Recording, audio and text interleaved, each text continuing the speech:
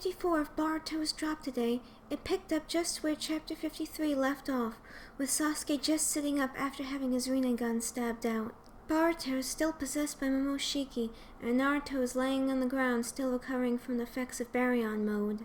This meant fighting Momoshiki primarily fell to Kawaki, with some assistance from Sasuke. During this fight, Sasuke was able to observe that Momoshiki was not absorbing any of their attacks. Thus, Sasuke deduced that if Boruto was able to recover his chakra, he would regain consciousness, and that the trigger for Momoshiki taking over Boruto's body is when his chakra is depleted. The most significant info to come out of this chapter is Momoshiki's new plan for growing the chakra fruit. Momoshiki's plan is to use Kawaki to grow the next chakra fruit, as it contains Otsutsuki's data and is 80% of the way to being turned into an Otsutsuki by Ishiki.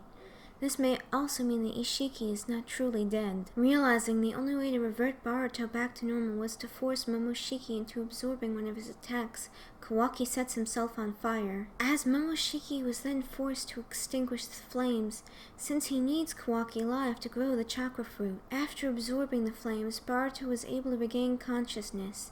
Boruto then snaps off one of Momoshiki's horns, which causes Momoshiki to fully recede back into Boruto's body. After driving Momoshiki back, Boruto collapses on the ground. Sasuke then goes to check on Naruto. Sasuke screams internally, "No way!"